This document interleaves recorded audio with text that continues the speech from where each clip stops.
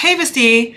Okay, so let's talk my absence from social media for 2 years and a half now. 2 years and a month. I mean, not and a half. Yeah, I've been away for 2 years.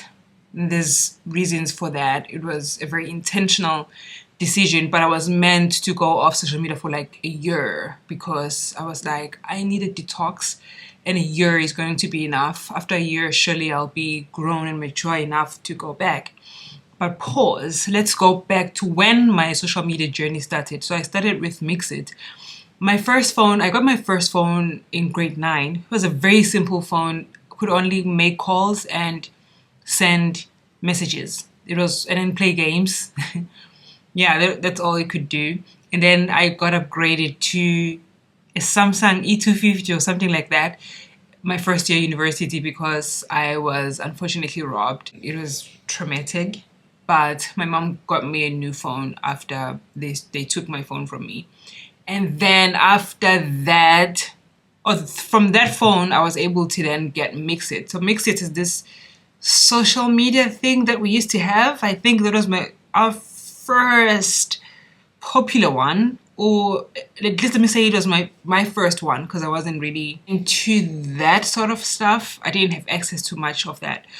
So I got that, and then on Mixit, you actually basically just talk to people you do know as well. And then I don't even know how we added each other and how we ended up with maybe 20 contacts and stuff. And then you talk all the time with people. I literally would stay up at night talking to people I knew and people I didn't know. I mean, there's times when my mom would be like, you need to sleep. Maybe I would stay in the lounge longer, avoiding her, so that way when I go to bed, I'm done with the phone. It was insane, actually, now that I think about it. I used to stay up all night on the phone talking to either a boyfriend, a friend, or people that I knew. It was crazy. So my addiction started then.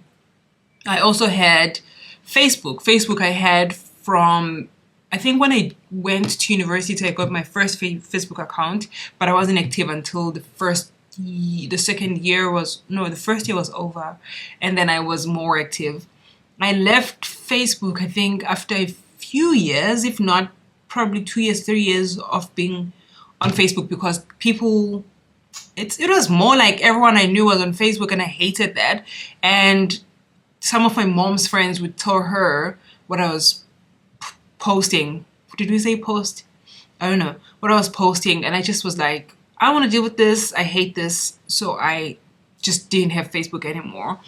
And then I also had BBM. But BBM, I was very late to BBM because BBM was more of a BlackBerry people thing, right? I didn't have a BlackBerry until the last year at university or something like that. So I got my BlackBerry and I was like, okay, now I'm a BBM person. And then for some reason, BBM just died down because BlackBerry was starting to phase out. My addiction really had nothing to do with Twitter or Instagram. I just was an addict from all the other interactions with social media. I know it was very, very normal. It was normalized. Nothing was wrong with it. Everyone was doing it. So, okay, now we move on to Twitter. I got my Twitter account when I was still in university as well. But I didn't really... I used to be on Twitter a lot, but to just see other people's things. I didn't really have a lot of, do we call them followers? I didn't have followers. I was following a lot of people.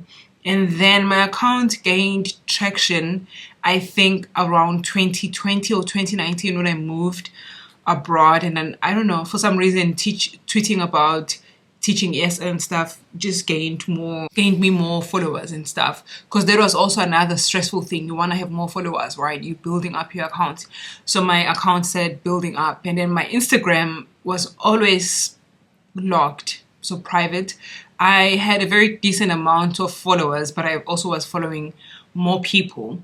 But I knew that as time went, it started becoming more about wanting to be known online at all costs sometimes, and trying to make sure that you tweet for people so that they would like your stuff back.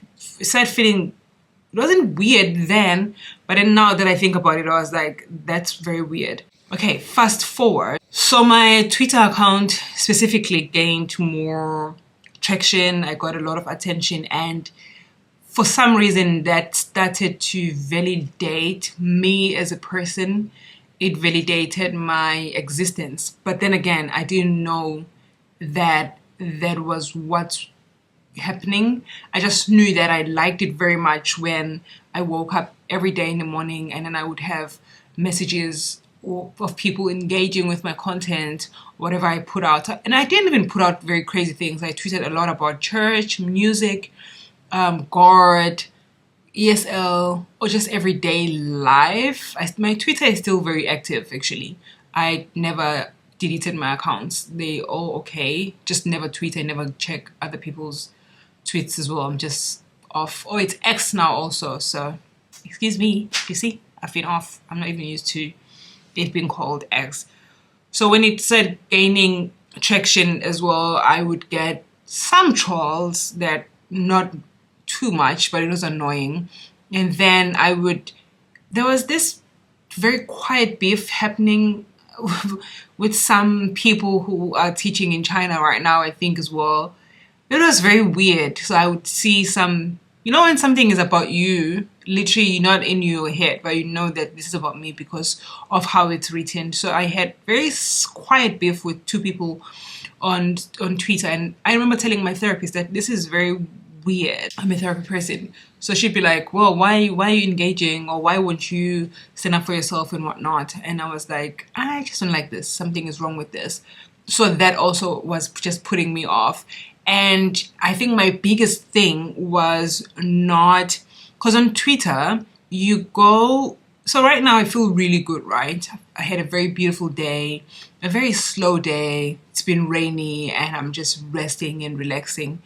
And then you log onto Twitter and something that's not very pleasant is trending.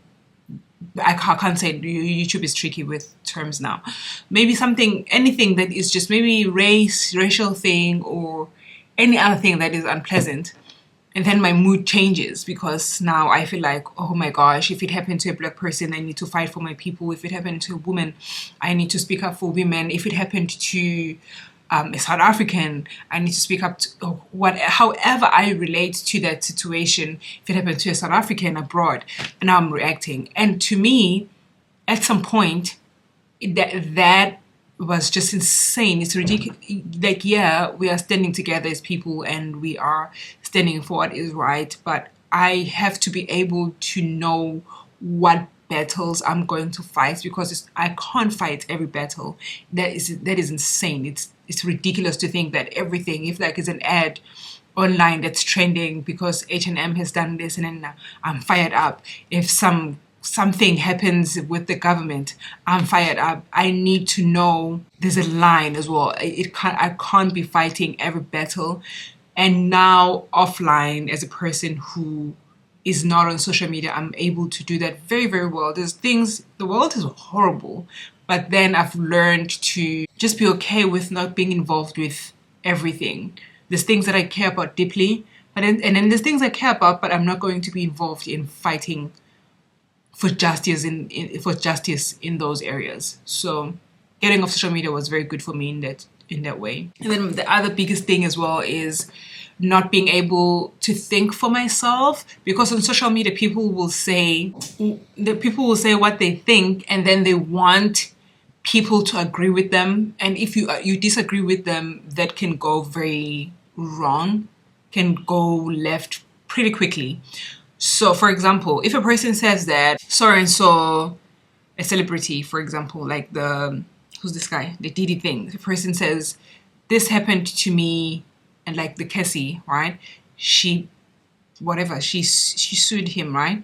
And then, okay, cool, she gets justice, and then some person is like, oh no, whatever, she just wants, and then you tweet because you're standing up for a person, right? You're like, no, like, believe women and whatnot.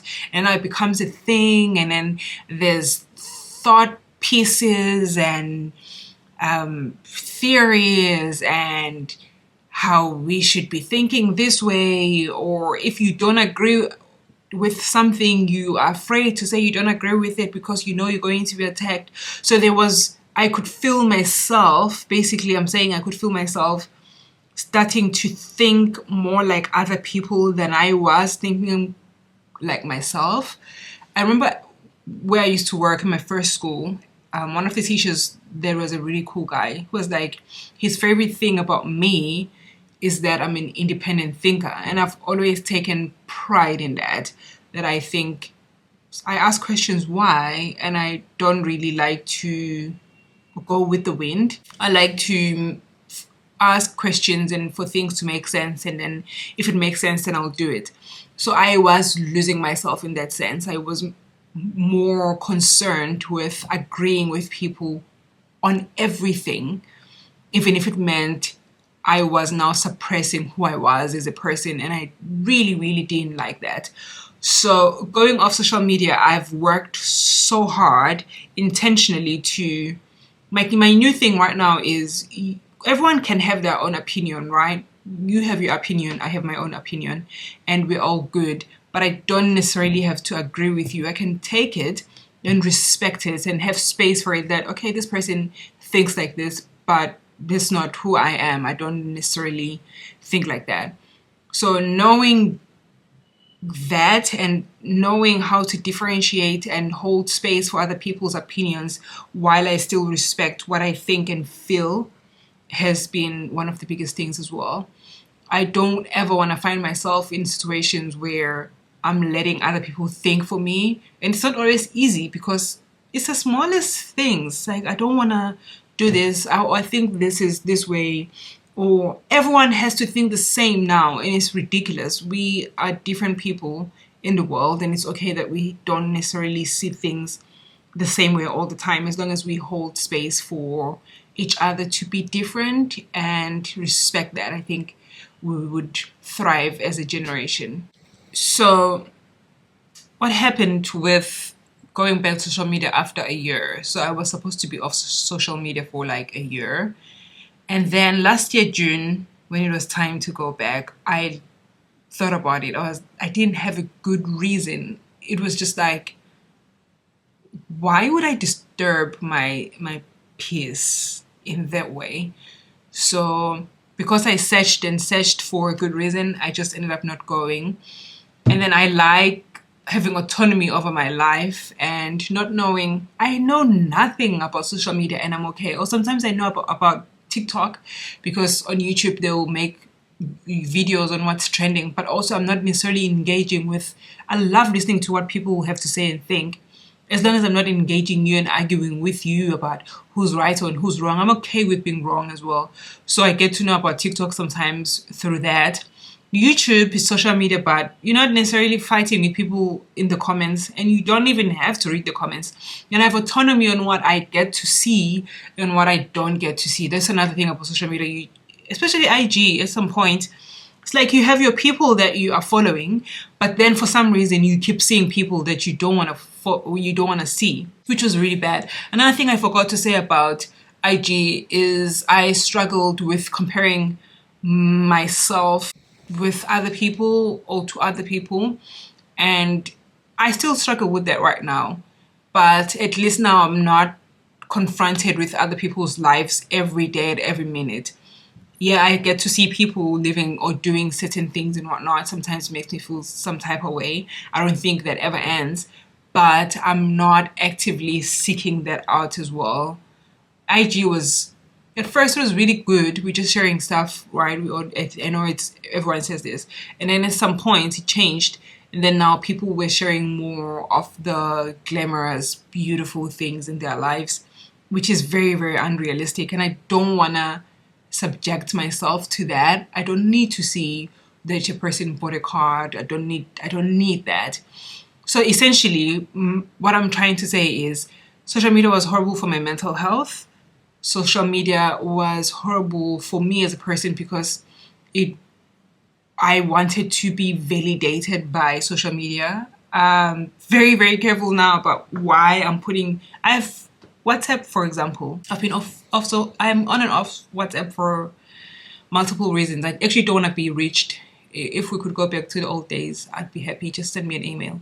But anyway, even on WhatsApp, I'm very careful with what I post, what I don't post. I could do a holiday in Bali. I would not send, I will not post about every little thing that I'm doing. I might post 1 or 3 pictures, but I'm not gonna post every step of the way, because why are you doing that? Why? Why do we do that? To brag? Tell me why when you go to a coffee shop, you have to take a picture and then you put in why. Like I ask myself those questions when I post on online now, when I'm posting stuff. Why am I doing this? More, I guess it's more about why you're on social media. Asking yourself when you're posting stuff, why specifically am I posting this? Do I just want to share my journey, or am I trying to flex, or do I want to show them, yeah, I'm living right now? Why? Like, why are you posting what you post? I have Pinterest right now that I'm trying to build for my social media presence, business wise, I guess, because I want to revive my website as well. But I'm also very intentional about what I'm posting over there. I could post very nice pictures. I took very beautiful pictures in Singapore, for example. But every time I want to post those, I'm like, maybe they're just for my eyes. I'm not trying to say that you should be that way as well, but I'm trying to say, at least know why you're posting things. Really, what's the reason, and know why you're on social media, right? Have it be, you take charge of your social media journey or your social media presence. Yeah, that's just me and social media. I don't know if I'll ever go back to tweeting and stuff. I heard that they've loosened regulations and restrictions now, and it's more freer. I know that there's racism issues with X as well, because I listen to the news. I read the news, and I'm a news person. So yeah, I've heard of that. I don't know if I want to go to a platform that is not now prioritizing or taking seriously the struggles that other minorities go through. We'll see. I don't think I'll ever go back to social media, but I don't want to say never. I just don't see myself tweeting or being on Instagram. I might have a very private Instagram for traveling, but there would never be a public thing. It just would be for me to just keep my pictures and stuff. If not IG, then I have to find a different way to do that. But yeah, that's me and social media. I don't think it's necessary. I think it's horrible for our mental health. And if you're not making money from social media, maybe reevaluate your relationship with social media. Go off a little bit and see where that takes you. Anyway, bye bestie. Love you.